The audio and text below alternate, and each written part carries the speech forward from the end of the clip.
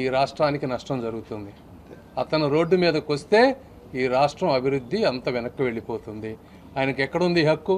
చంద్రయ్య గారిని మాచర్లలో అతి కిరాతకంగా, అది రాజకీయ హత్య అంటే, ఇది ఎవరో ఇద్దరు స్నేహితుల మధ్య జరిగినటువంటి గొడవని దీన్ని రాజకీయం చేయాలని చూస్తూ ఉన్నారు. ఇది రాజకీయ హత్య ఎలా అవుతుంది? అది రాజకీయ హత్య. ఆ రోజు నువ్వేం చేసావు? బయటకు వచ్చావా? వెళ్ళావా మాచర్ల? హత్యలు చేసింది నువ్వు. ఈ రాష్ట్రాన్ని అత్యంత అవినీతిపయంగా, అత్యంత ఘోరంగా డెవలప్మెంట్ లేకుండా చేశావు నువ్వు. నీకెక్కడుంది అధికారం? ఢిల్లీలో ఎక్కడికి పోయినా ఆంధ్ర రాష్ట్రం గురించి మాట్లాడాలంటే అవమానకరంగా ఉంది. జగన్మోహన్ రెడ్డి గారి గురించి ఎవరిని అడిగినా మీరు ఢిల్లీ కాదు, నేను నిన్న నార్త్ ఈస్టర్న్ అక్కడికి కూడా ఆయన ఖ్యాతి అక్కడికి కూడా వెళ్ళింది. ఇంక ఈయన గురించి చెప్తారు. కాబట్టి అతని గురించి ఎంత తక్కువ మాట్లాడితే అంత మంచిది. దొంగ దొంగ అడిచినట్టు జగన్ కి ఫోన్ ఎవరు?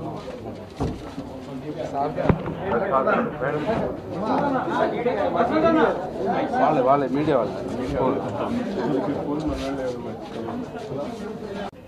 ఇక అన్ని పాలిటిక్స్ మాట్లాడటానికి రాలేదమ్మా మేము.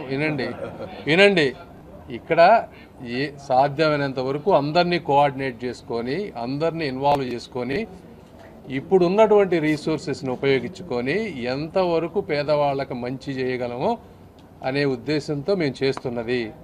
ఇందులో కానీ టైము రాజకీయాలు మాట్లాడుకొని మీకు నాకు వాళ్ళకి అందరికీ టైం వేస్ట్. Thank you. చెప్పండి.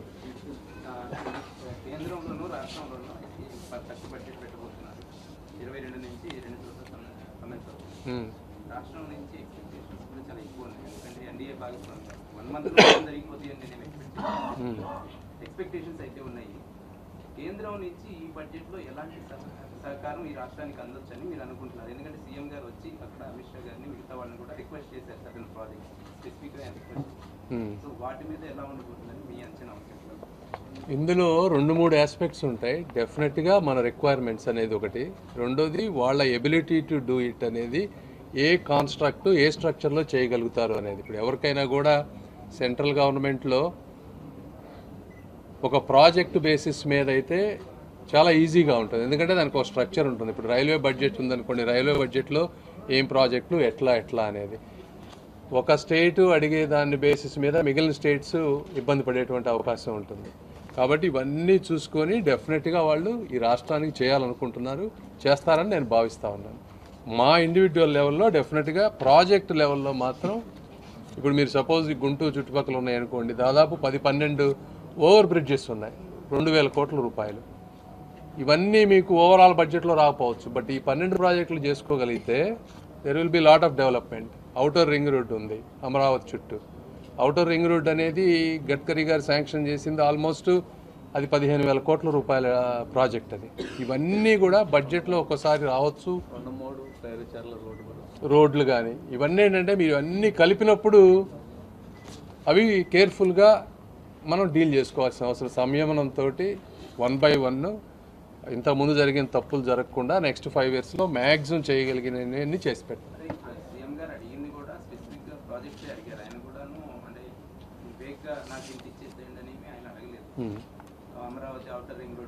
అంటే అవన్నీ అంటే బడ్జెట్లో అవన్నీ డీటెయిల్గా వస్తాయో నాకు తెలియదు. ఇప్పుడు 12 బడ్జెట్స్ మనం పెట్టామనుకోండి, ఈ 12 బడ్జెట్స్ బడ్జెట్లో పెట్టరు కదా, అవన్నీ ఓవరాల్గా వస్తాయి మీకు. సో ఇవన్నీ ఏంటంటే టైం విల్ టెల్. ఇప్పుడు ఓవరాల్గా ఎమ్మెల్యే నుంచి చీఫ్ నిమిషం వాళ్ళ కొద్దిగా ఆల్టర్నేట్ మెకానిజమ్స్ చూపించి 29/6 ఐ థింక్ జూన్ మంత్లోనే మాకు అప్డేట్ వచ్చింది సర్వీస్ టీమ్. సో ఇప్పటి నుంచి ఇనిషియేట్ చేస్తున్నాం. హాస్పిటల్ కమిటీ రివ్యూ చేస్తుందా, లేకపోతే హాస్పిటల్ కమిటీ అంటే వీళ్ళే ఉంటారు కాబట్టి అది రెగ్యులర్గా వాటిని మీరు పికప్ చేసుకొని అన్ని మనం చూసుకుంటే ఫిక్స్ అయిపోతుంది. చాలా వరకు ప్రాబ్లమ్స్ మనం ఫిక్స్ చేయగలుగుతాం. ఓకేనా? అదొకటి చేయండి, కంప్లైంట్ బాక్స్. తర్వాత అంతకుముందు ఆ షెడ్ ఏరియాలో 2 wheelers పార్క్ చేసాము, ఇప్పుడు చిన్నగా మేము రోడ్డు మీద పెట్టిస్తున్నాం తీసుకున్నామండి. బట్ ఓవరాల్గా డెలివరీసే తగ్గినాయి అన్నట్టు. థర్డ్ పర్సన్ హాస్పిటల్స్కి సంబంధం లేనటువంటి వ్యక్తి డొనేట్ చేయాలంటే వాళ్ళకి ఏమేమి కావాలి బ్లడ్ బ్యాంకు దాదాపు 3-4% జరుగుతున్నాయి. గవర్నమెంట్ కూడా వాళ్ళకి సైడ్ అలాట్ చేసింది. ఇక్కడ దాని పక్కనే అలాట్ చేసింది.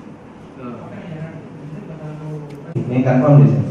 సో మేజర్ పార్ట్స్ పోయినాయి అని చెప్తే బట్ సిస్టమేటికల్ గా లాక్ అయింది. సో మనం చిన్న బడ్జెట్ సార్ 98 lakhs అలా ఉందండి. చిన్న బడ్జెట్ అంటే పేషెంట్ దీనివల్ల చేస్తే మనకు లోపల కంజెషన్ లేకుండా ఉంటుంది. నసీర్ గారు ఏదో ప్లాన్ చెప్తారు ఈ పార్కింగ్ గురించి. అది సైట్ అయితే మాత్రం లోపల సో ఆరోగ్య మిత్రాలు కావాలని అడిగాము, వాళ్ళు పంపిస్తా ఉన్నారు. ఇక్కడ చాలా మంది పేషెంట్స్ వస్తున్నారు కానీ 100% సాచురేషన్తో మనం సర్వీస్ అందించలేదు. దాని లైఫ్ కూడా అయిపోయింది అన్నారు. వాళ్ళు కొంతకాలం పనిచేస్తున్నారు.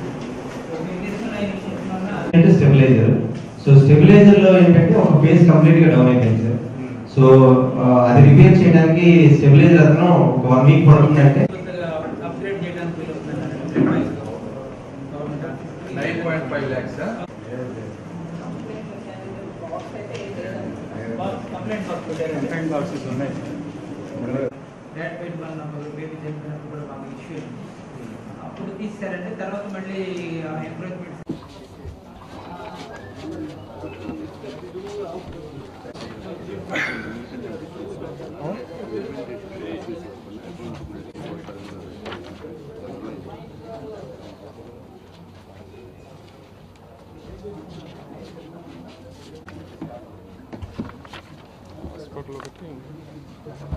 మీడియా మిత్రులందరికీ కూడా కృతజ్ఞతలు. కానీ కొన్ని ఇష్యూస్ అన్నీ రివ్యూ చేసాం. ఇది ఫాలోఅప్ మీటింగ్. ఈ ఫాలోఅప్ మీటింగ్లో ఎక్కడెక్కడ వరకు ఇష్యూస్ రిజాల్వ్ అయినాయి, ఏవి రిజాల్వ్ అవ్వలేదు, ఎందుకు రిజాల్వ్ అవ్వలేదు, జనరల్గా ఒక అకౌంటబిలిటీ క్రియేట్ చేసే విధంగా అందరం కలిసి రివ్యూ చేసాం. సపోజ్ ఎగ్జాంపుల్ మీకు 1-2 ఇవన్నీ డీటెయిల్స్. ఇప్పుడు సిటీ స్కాన్స్ 2 ఉంటాయి, అవి పనిచేసేవి కాదు. ఒకటి ఆల్రెడీ పనిచేస్తుంది, ఇప్పుడు రెండోది కూడా ఇంకో 2 daysలో పనిచేస్తుంది. వాళ్ళకి బ్లడ్ బ్యాంక్లో కొన్ని ఎక్స్ట్రా ఎక్విప్మెంట్ కావాలి, ఒక 10 lakhsవి.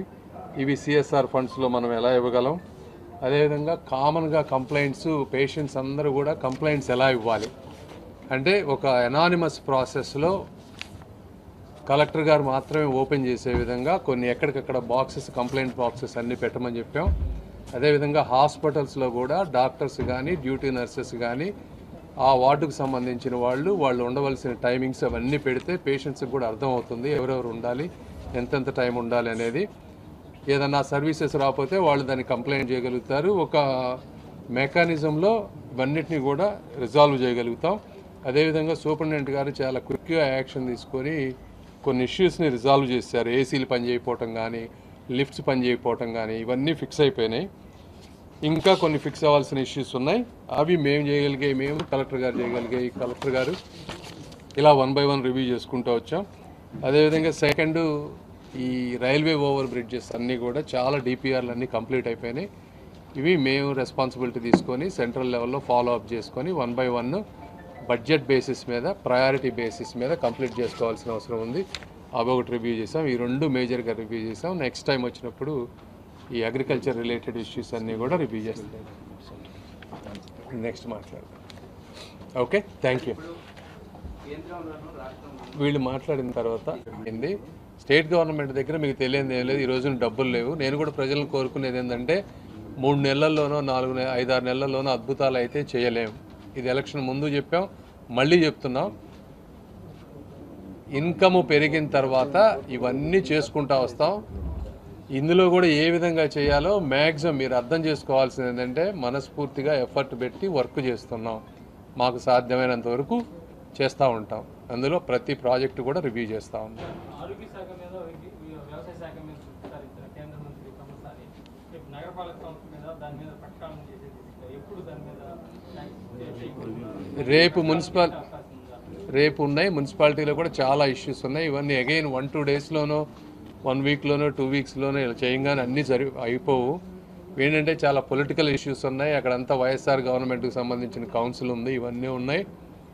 కాబట్టి కొంచెం ఫండ్స్ ఇష్యూస్ ఉన్నాయి. 1 by 1 చేసుకుంటూ వస్తాం.